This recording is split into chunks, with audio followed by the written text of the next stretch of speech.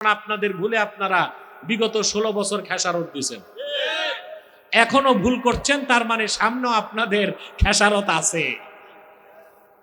ভুল করতেছেন, কি করতেছেন? ভুল করতেছেন, খেসারত আপনাদেরকে দিতে হবে।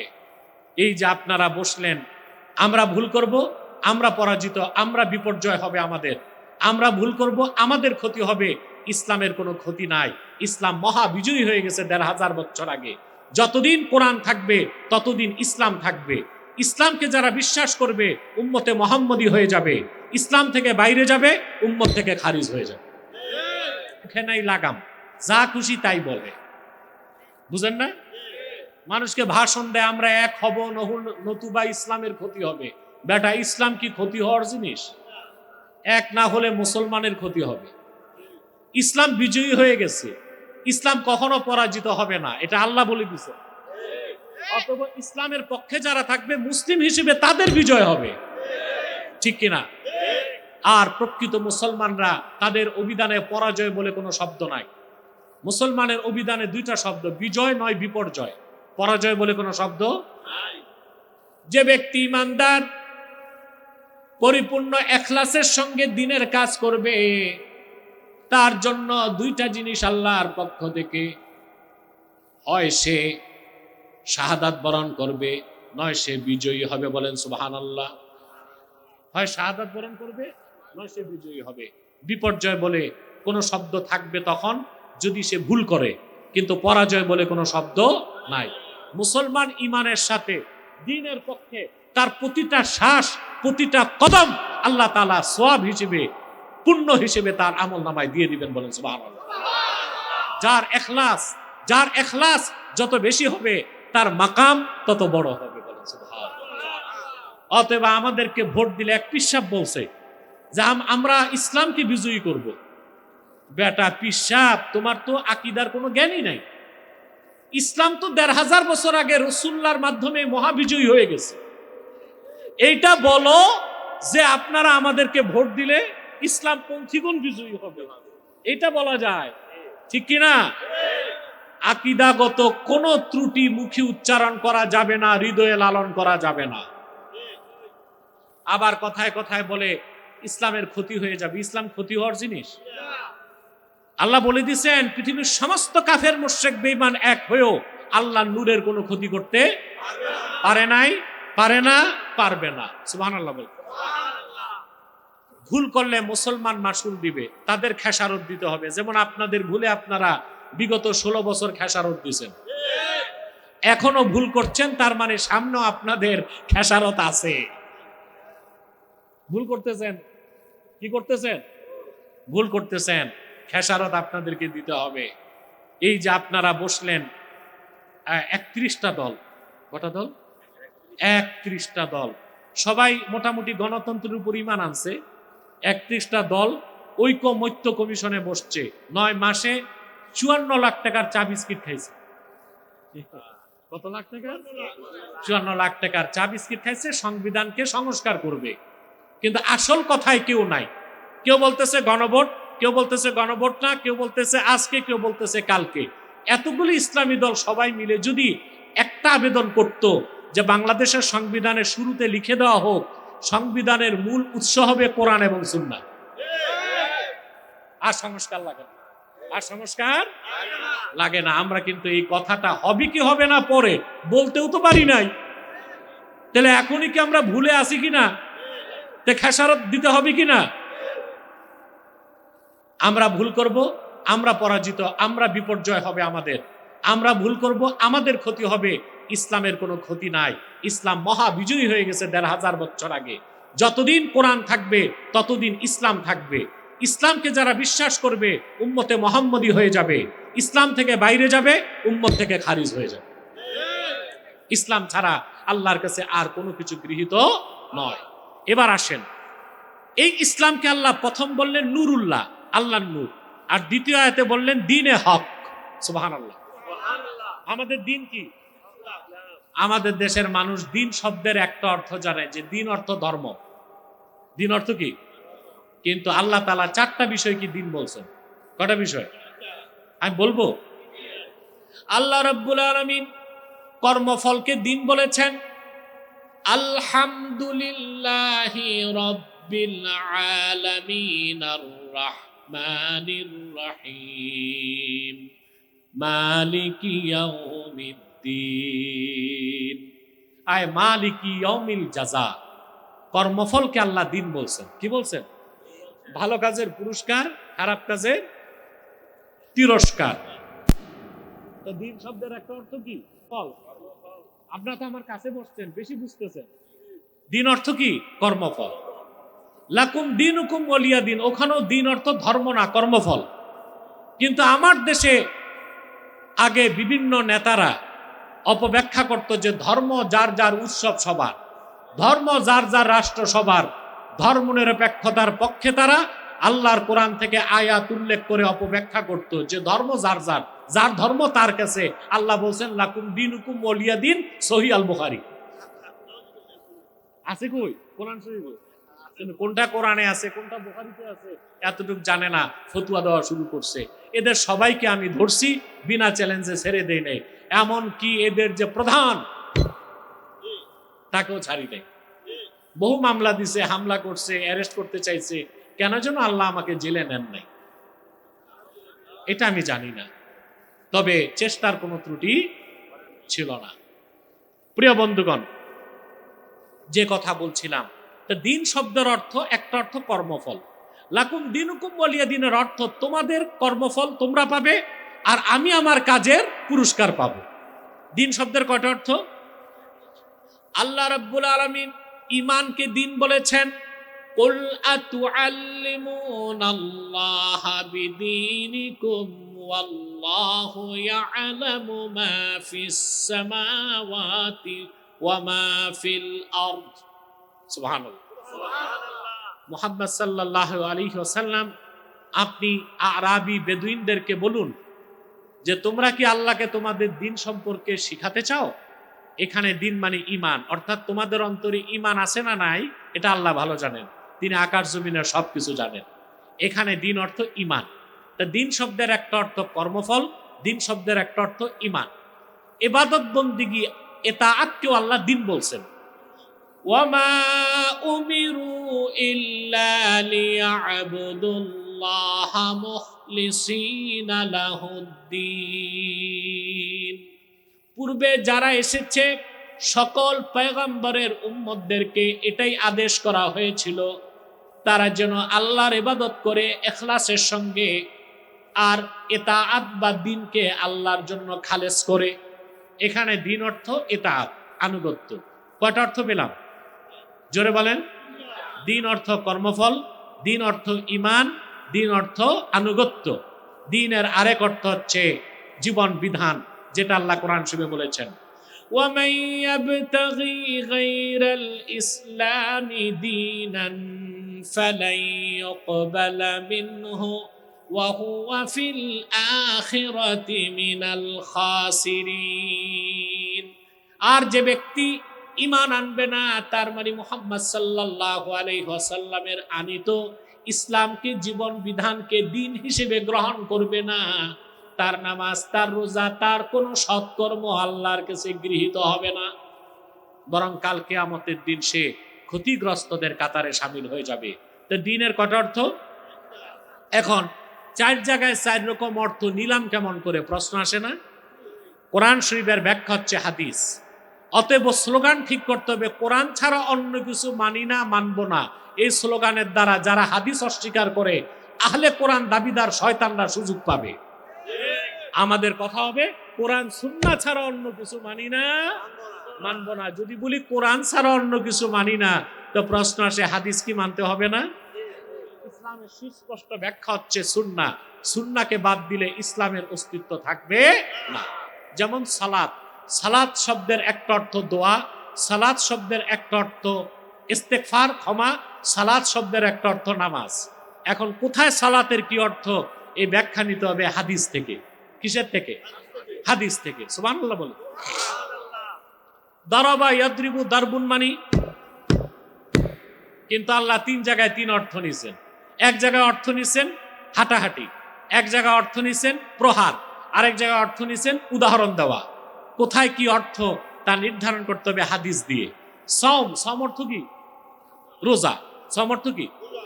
আল্লাহ সমের দুইটা অর্থ নিছেন কোরআন শরীফে। সমের একটা অর্থ নিছেন পানাহার থেকে বিরত থাকা, সমের আরেকটা অর্থ নিছেন কথা না বলে চুপ থাকা।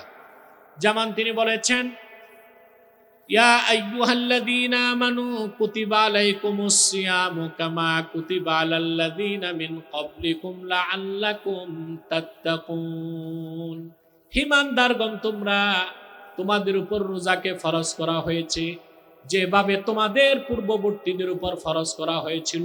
এখানে সম বা রোজা হচ্ছে সকাল থেকে সন্ধ্যা পর্যন্ত পানাহার না করা, ঠিক কিনা? সমের আরেক অর্থ আল্লাহ নিছেন সুকুত, কথা না বলে চুপ থাকা। কোথায়?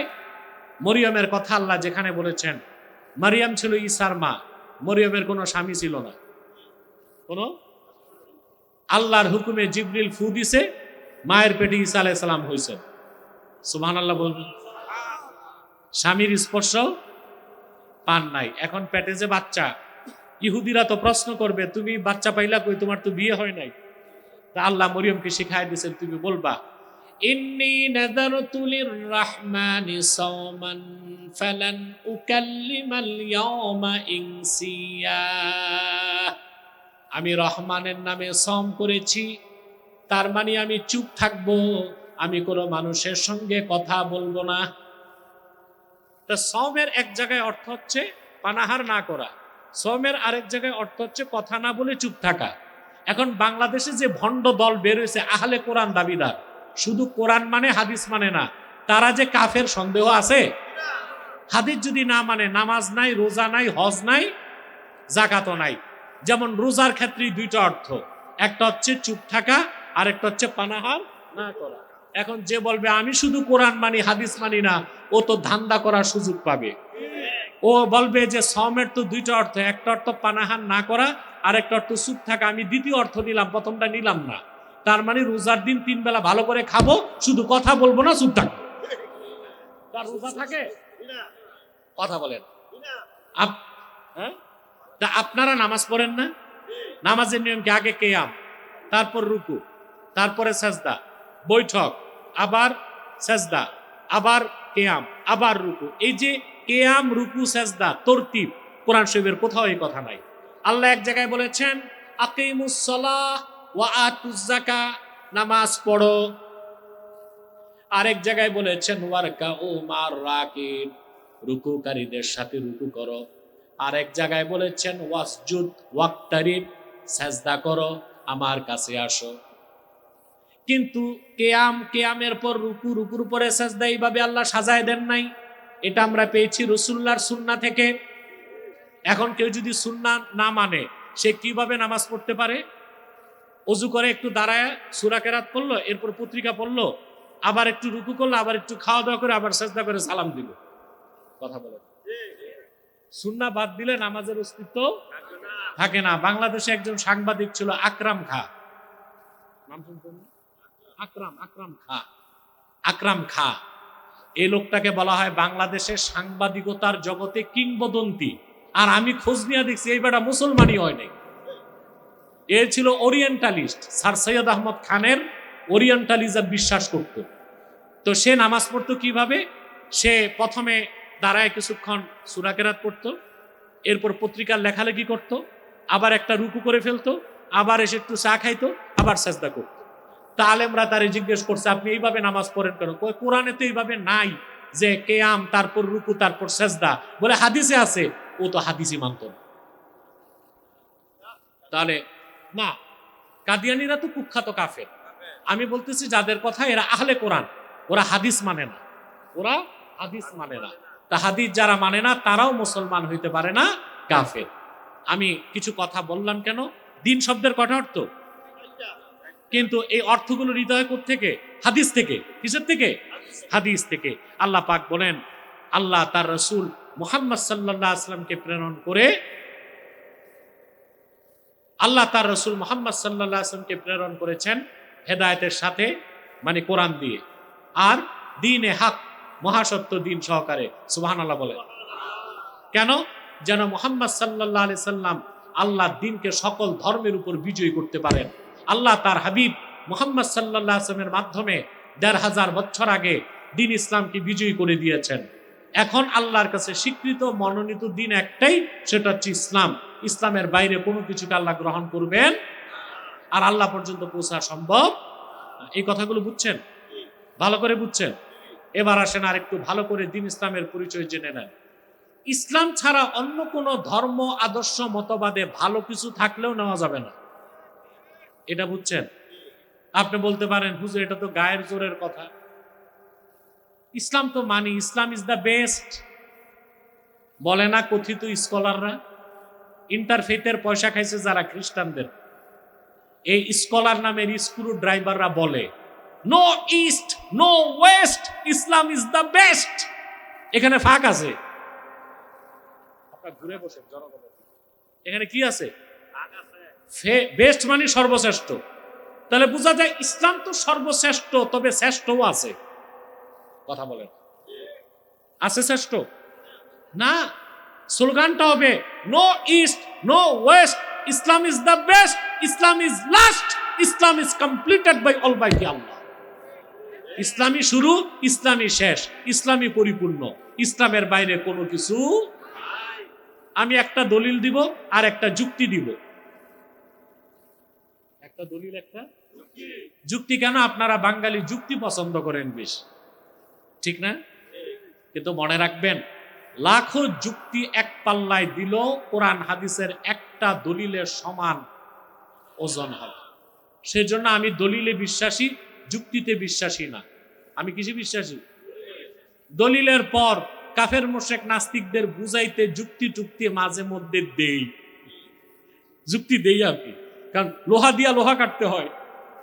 কি বলেন? এখন দেখেন দলিল একটা দিচ্ছি যে ইসলাম শুধু সর্বশ্রেষ্ঠ না, ইসলাম সর্বশ্রেষ্ঠ, ইসলাম চূড়ান্ত, ইসলাম একমাত্র। এর বাইরে অন্য কোন ধর্ম মতবাদ থেকে যত ভালো হোক তা নেওয়া যাবে যাবে। দেখুন, আহমদ বিন হাম্বল তার মুসনাদে হাদিসটি নকল করেছেন। হযরত উমর রাদিয়াল্লাহু তাআলা তিনি একদিন হাতের মধ্যে কিছু কাগজ নিয়ে আসছে। কাগজগুলো ছিল তাওরাত কিতাবের শিক্ষা। রাসূলুল্লাহ সাল্লাল্লাহু আলাইহি ওয়াসাল্লাম বলেন, ওমর হাতে কি? তিনি বলেন, ইয়া রাসূলুল্লাহ সাল্লাল্লাহু আলাইহি ওয়াসাল্লাম, বনি কুরাইজাতে আমার এক ভাই আছে, ইহুদি, দুঃসম্পর্কের। তাওরাত কিতাবের মূল বক্তব্য, তাওরাত কার উপর নাজিল হয়েছিল? জোরে বলেন। তাওরাত কিতাবের মূল বক্তব্য এখানে লেখা আছে। কথাটা শোনার সঙ্গে সঙ্গে আল্লাহর হাবিব এত রাগ করলেন, ওনার নূরের চেহারা মুবারকে রাগ প্রকাশ পেল। হাদিসের রাবি বলেন, আমি ওমরকে ডাক দিয়ে বললাম, ওমর আলা তারাবি ওয়াজহি রাসূলিল্লাহি সাল্লাল্লাহু আলাইহি ওয়াসাল্লাম, ওরে ওমর, তোমার হাতে তাওরাত কিতাবের পৃষ্ঠাগুলো থাকার কারণে আল্লাহ রসুল কতটুকু রাগ করেছেন তুমি কি দেখো নাই? হযরত ওমর যখন দেখলেন রাসূলুল্লাহ রাগ করেছেন, তিনি হাঁটু গেড়ে বসে সঙ্গে সঙ্গে পড়তে লাগলেন, রাদিতু বিল্লাহি রাব্বা ওয়া বিল ইসলামি দীনা ওয়া বি মুহাম্মাদিন সাল্লাল্লাহু আলাইহি ওয়াসাল্লামা রাসূলা। পারেন সবাই? শয়তান ওয়াসওয়াসা দিলে এটা পড়বেন বেশি বেশি। পড়েন, রাদিতু বিল্লাহি রাব্বা ওয়া বিল ইসলামি দীনা ওয়া বি মুহাম্মাদিন সাল্লাল্লাহু আলাইহি ওয়াসাল্লামা রাসূলা। আল্লাহর হাবিবের রাগ কমে গেল।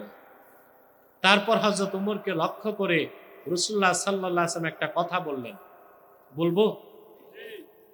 মনে রাখবেন, কথাটা আমল করবেন, এই কথাটা বিশ্বাস করে আমল করার চেষ্টা করবেন। আল্লাহর হাবিব বললেন, ওমর শোনো, লাউ আসবাহা ফিকুম মূসা সুম্মা তাবাতুমুহু ওয়া তারাকতুমুনি লাদালালতুম। মূসা, ওমর, যদি এখন তোমাদের মধ্যে মূসা জীবিত থাকতো, মূসা তো ইন্তেকাল করছে, যদি মূসা জীবিত থাকতো আর তোমরা যদি আমার অনুসরণ বাদ দিয়া মূসার অনুসরণ করতা, তোমরা সব পথভ্রষ্ট হয়ে যেত। এটা আহমদ বিন হাম্বল তার মুসনাদে হাদিসটি নকল করেছে।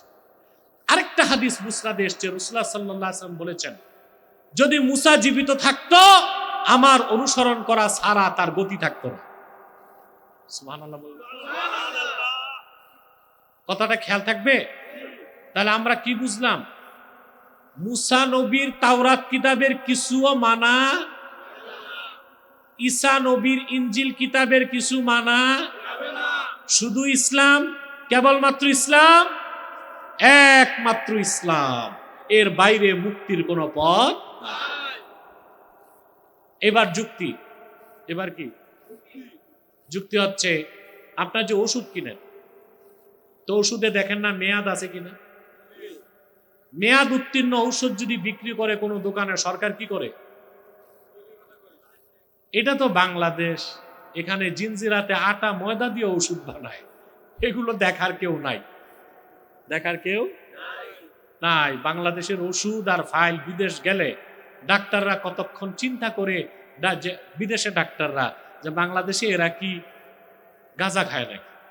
ওই আমি বলছিলাম না বহু আগে, মনে আছে কিনা আপনাদের জানি না, বাংলাদেশে এক শিল্পপতি হসপিটালে গেছে, পরীক্ষা নিরীক্ষা করে ডাক্তার বলে দিছে আপনার ফুসফুসের ভিতরে তেলাপোকা।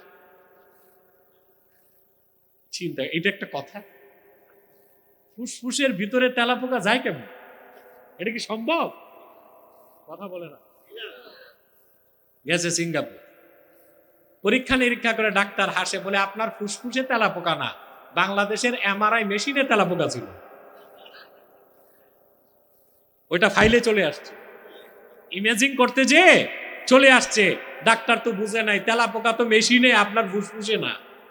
এই হচ্ছে বাংলাদেশের চিকিৎসা ব্যবস্থা। এই দুনিয়ার প্রত্যেক উন্নত রাষ্ট্রে দুইটা খাতে বরাদ্দ বেশি, একটা শিক্ষা খাত আর একটা চিকিৎসা খাত। দুঃখজনক, আমাদের বাংলাদেশে সবচেয়ে কম বরাদ্দ শিক্ষা আর চিকিৎসা, ঠিক না?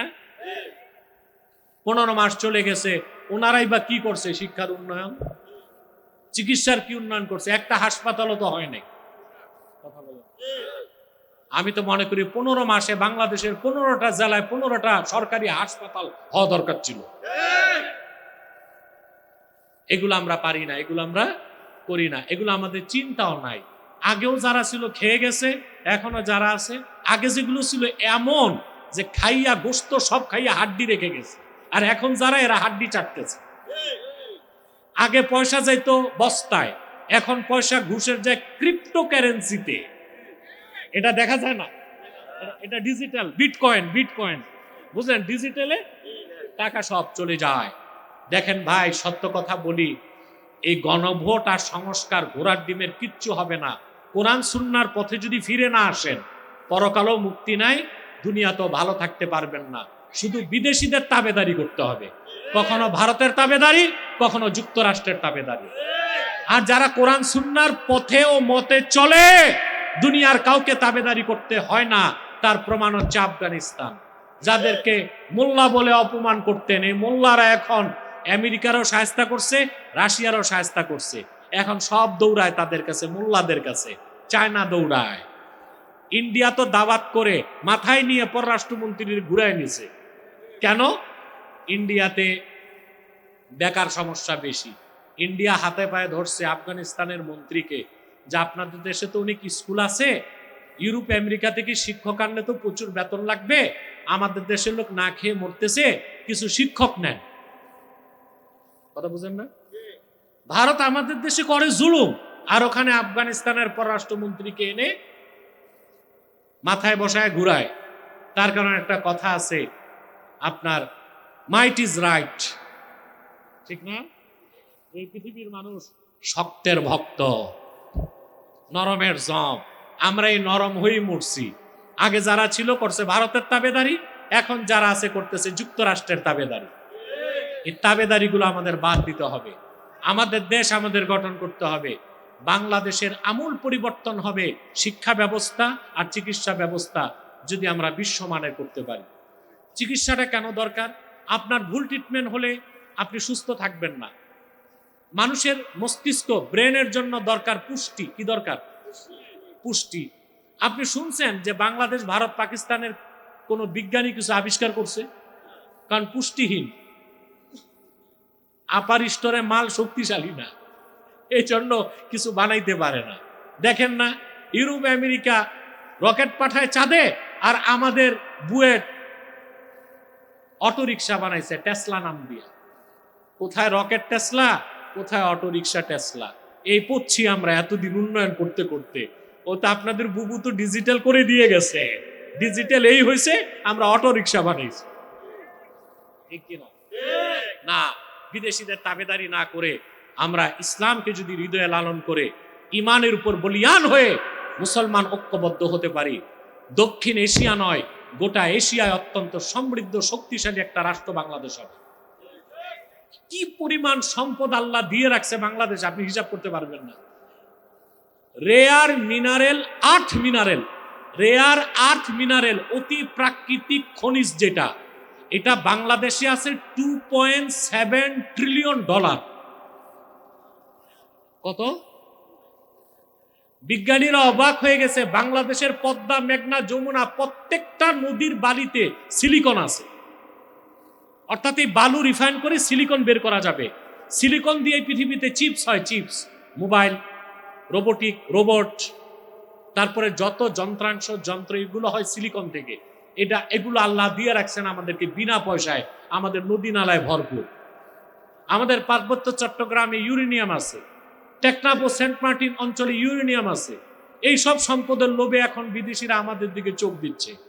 আমরা যদি এক হইতে পারতাম, আমরা যদি সব মতবাদ বাদ দিয়া ইসলামের আদর্শ লালন করতে পারতাম, আমরা যদি ঐক্যবদ্ধ হয়ে ইসলামী রাষ্ট্র ব্যবস্থা প্রতিষ্ঠিত করতে পারতাম, আমরা যদি ইসলামের রাজনৈতিক আদর্শ লালন করতাম, পরকালেও মুক্তি পেতাম, দুনিয়াতেও আমরা শক্তিশালী হতে পারতাম।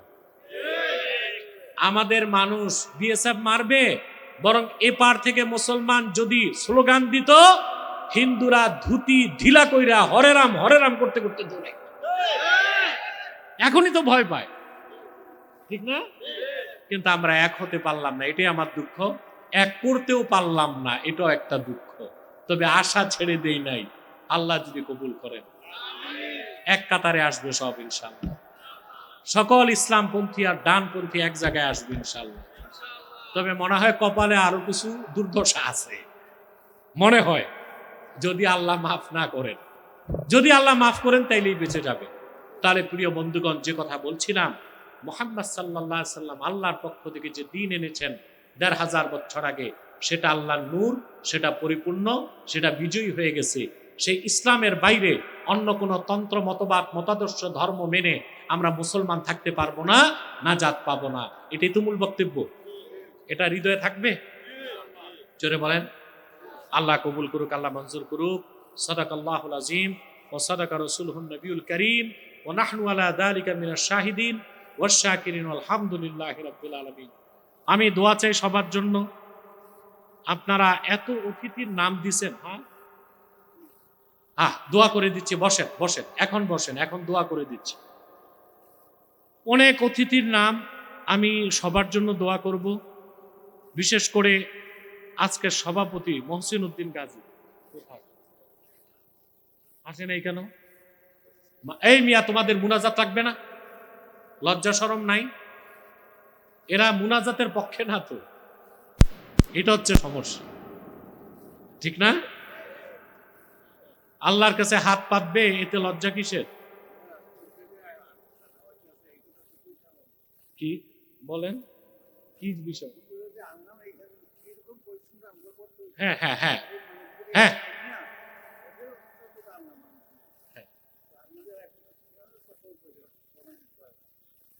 প্রিয় বন্ধুগণ, আমি সবার জন্য দোয়া করি। যিনি সভাপতি ছিলেন আসতে পারে নাই, আল্লাহ তারে হেদায়েত করুক। আরো যারা আছেন, মিজানুর রহমান সিদ্দিক, আপনি মুরব্বী মানুষ, আলহামদুলিল্লাহ। তারপর ইব্রাহিম খা কোথায়? আসে না। যারা মাহফিলে নাম দেয় আসে না, তাদেরকে দাওয়াত করেন কেন? টাকা দিছে কিনা? দিছে না, আসুক, টাকা পুরা দিতে হবে, নাহলে পোস্টারে নাম দিবেন না। কি বলেন আপনারা? না আসুক, আসলেই ডিস্টার্ব, বক্তব্য দিতে হয়। না আসুক, কিন্তু টাকা পুরা দিতে হবে। এখন যে কথাটা আমি বলবো, মাহফিলটা যে আপনাদের করা হয়, মসজিদের উন্নয়নটা তো দেখতে হয়, ঠিক কিনা ভাই?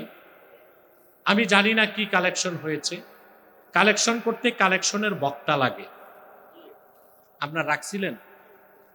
আচ্ছা, সুবিধা হয় নাই।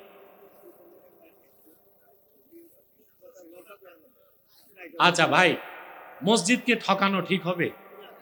আমি তো কালেকশন পারি না, আমারে কালেকশন দেওয়ার মানে গাছে বেঁধে দেওয়া। তো আমি সাদা মাঠা চাইবো, আপনারা দাঁড়ায় যাবেন। আল্লাহর ঘর মসজিদের জন্য কে কি দিবেন, 10,000, 5,000, 1,000 হোক, সিমেন্ট হোক, বালি হোক, কাজ চলতেছে না মসজিদে? দাঁড়ান, একটু দাঁড়ান, আমি এখনই দোয়া করে দিব। কে আছেন বলেন? দেওয়া হয়ে গেছে? যারা বাকি আছেন তারা বলেন, বাকি রুমাল নিয়ে যান।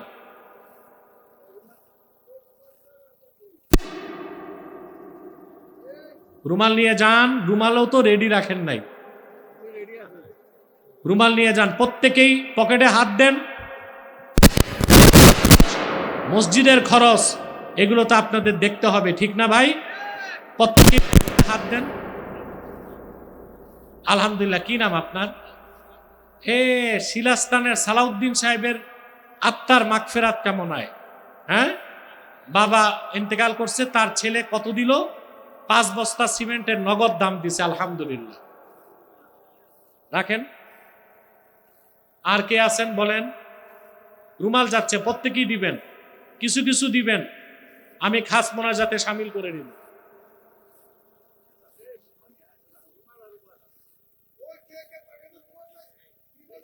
আল্লাহ করিম।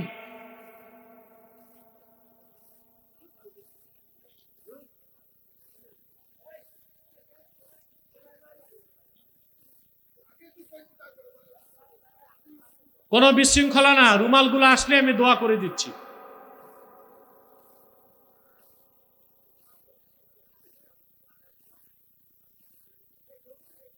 আমরা একটু ইস্তেগফার করে নিই। আস্তাগফিরুল্লাহ রাব্বি মিন কুল্লি যামবি ওয়া আতুবু ইলাইহি ওয়ালা হাওলা ওয়ালা কুওয়াতা ইল্লা বিল্লাহিল আলিয়্যিল আযীম। আল্লাহুম্মা ইন্নী আসআলুকাল আফিয়া, আল্লাহুম্মা ইন্নী আসআলুকা তামামাল আফিয়া, আল্লাহুম্মা ইন্নী আসআলুকা দাওয়ামাল আফিয়া, আল্লাহুম্মা ইন্নী আসআলুকা সালামাতা মিন কুল্লি বালিয়াতিদ দুনিয়া ওয়াল আখিরাহ। তাওয়াফফানা মুসলিমিন ওয়াল হিকনা বিস সালিহিন।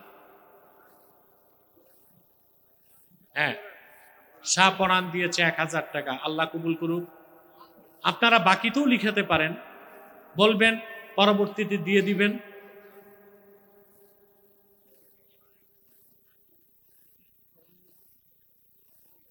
হ্যাঁ, আরো কিছু টাকা, 1,000 টাকা বোধ হয় না? আল্লাহ কবুল করুক, মঞ্জুর করুক। হ্যাঁ, মাইক্রোনের জন্য দোয়া করব, কষ্ট হয়ে গেছে আমার, আমি দোয়া করি আল্লাহর ব্যবসায় বরকত দিক। হ্যাঁ, জাকির ছিল, ঠিক। জাকির কবে মারা গেছে? কবে মারা গেছে? আল্লাহ তাকে নাজাত দিক, বেহেশত দিক। আমরা প্রত্যেকের জন্য দোয়া করব, আল্লাহ যেন আমাদেরকে কবুল করেন, মঞ্জুর করেন। এই এলাকার যত মানুষ দুনিয়া থেকে বিদায় নিয়েছে, আল্লাহ যেন তাদের সকলের নাজাতের ব্যবস্থা করে দেন। রুমাল যেন স্টেজে আসে, রুমালগুলো বাড়ির যাবে না, স্টেজে আসবে, সব নিয়ে স্টেজে আসে। দেখি দেখি, ঘুরান।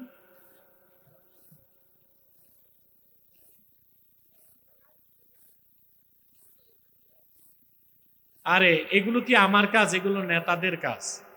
দাউদকান্দি শহীদনগর ট্রমা সেন্টার 17 বছর হয়েছে, এখনো পুরোপুরি চালু হয়নি। আপনি একটু সুপারিশ করেন, আপনার কথা সবাই শুনে। সবাই আমার কথা শুনলে আর সরকার লাগতো। আমি দায়িত্বশীলদের অনুরোধ করলাম ট্রমা সেন্টার চালু করা হোক পুরাপুরি। সিদ্দিকুর রহমান সাহেব ইন্তেকাল করেছে, তার ছেলে 5,000 টাকা দিবে না? আল্লাহ কবুল করুক, মঞ্জুর করুক। রব্বানা যালামনা আনফুসানা ওয়া ইল্লাম তাগফির লানা ওয়া তারহামনা লানাকুনান্না মিনাল খাসিরিন।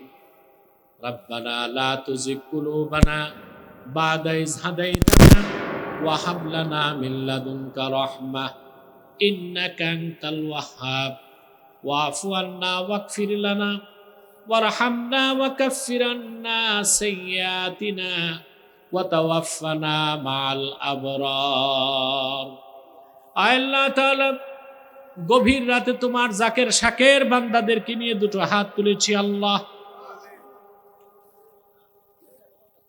মানুষগুলোর মধ্যে যার দুটো হাত তোমার ভালো লাগে আল্লাহ তার দুটো হাতের বিনিময়ে আমাদের জিন্দেগীর গুনাহগুলো মাফ করে দাও হৃদয়ের গভীর থেকে দোয়া করি আল্লাহ তোমার আখিরি নবী নূর নবীজি আমার মুহাম্মদ মুস্তাফা সাল্লাল্লাহু আলাইহি ওয়াসাল্লাম আজ থেকে প্রায় ১৫০০ বছর আগে দুনিয়া থেকে বিদায় নিয়েছেন হায়াতুন নবী হিসেবে জান্নাতুল ফেরদাউস রওজা মুবারকে বিশ্রাম নিয়েছেন রব্বুল আলামিন জীবনে একবার তোমার আখিরি নবী নূর নবীজি আমার মুহাম্মদ মুস্তাফা সাল্লাল্লাহু আলাইহি ওয়াসাল্লামের জান্নাতুল ফেরদাউস রওজা মুবারকে উপস্থিত হয়ে গো আল্লাহ তোমার হাবিবের নূরের কদমে দরুদ ও সালামের হাদিয়া দেবার আগে আল্লাহ তুমি ডাক দিও না